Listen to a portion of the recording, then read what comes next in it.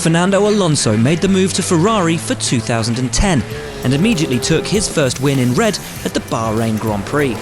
Having qualified third, the Spaniard jumped his teammate Felipe Massa on the opening lap, before taking over at the front when Sebastian Vettel's Red Bull hit trouble. A magical day for the Tifosi and their new hero.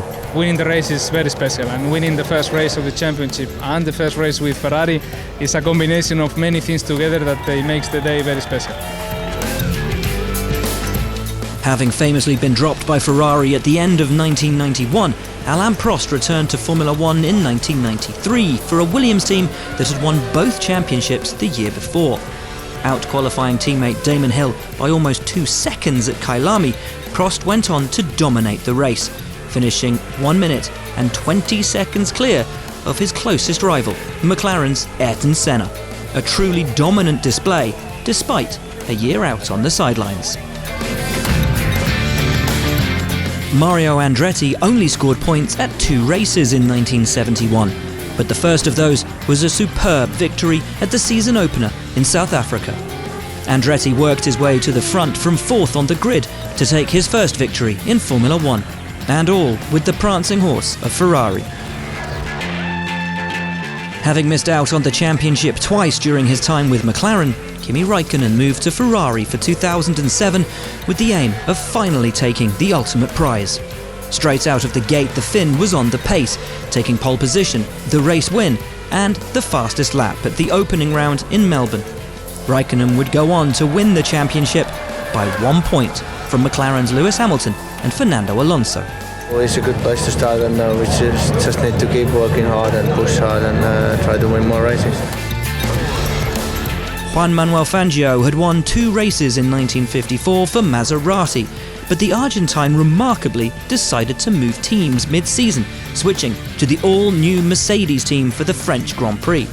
Despite the upheaval, and despite it being Mercedes' debut, Fangio continued to lead the way, battling hard with teammate Carl Kling before eventually seeing the checkered flag first, just a second clear of his German rival.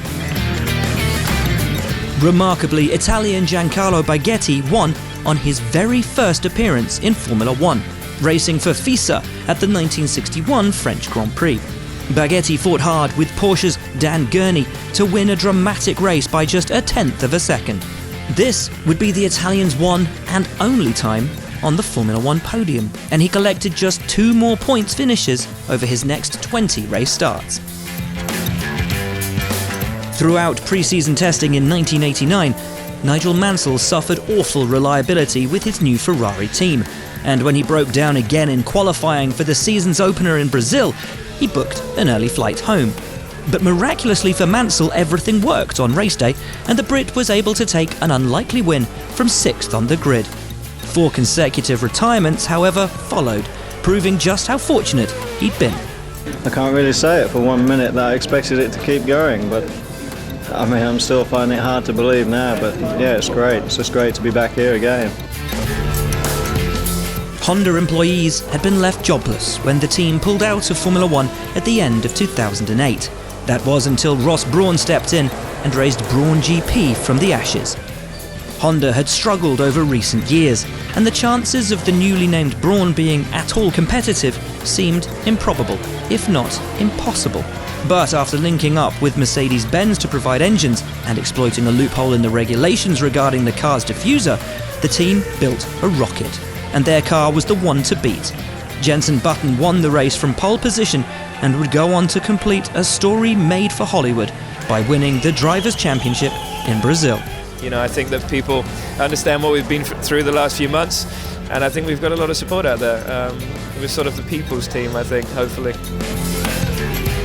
For 1977, Jody Scheckter took the gamble of switching from the competitive Tyrrell to the all-new Walter Wolf racing team. Expectations weren't high, and having qualified only 11th, the race victory seemed unlikely at best. But a race of high attrition allowed Scheckter to work his way up through the field, and he passed Carlos Pache in the closing laps to take over at the front and claim a truly memorable win. When Red Bull Racing dropped Danik Fiat following a tough start to 2016, Max Verstappen was promoted from their sister team Toro Rosso to take his place. His first race was the Spanish Grand Prix, and the Dutchman suddenly found himself in a race-winning position after the dominant Mercedes duo of Lewis Hamilton and Nico Rosberg crashed into each other on the opening lap. Max fought off a challenge from Kimi Raikkonen, having to hold the Finn at bay to take a dream first career win with his new team, and in doing so, becoming the sport's youngest ever race winner. Yes! Yes! Unbelievable, Max. Unbelievable. It's amazing. I can't believe it. It was a great race, and to win straight away in the first race, it's incredible.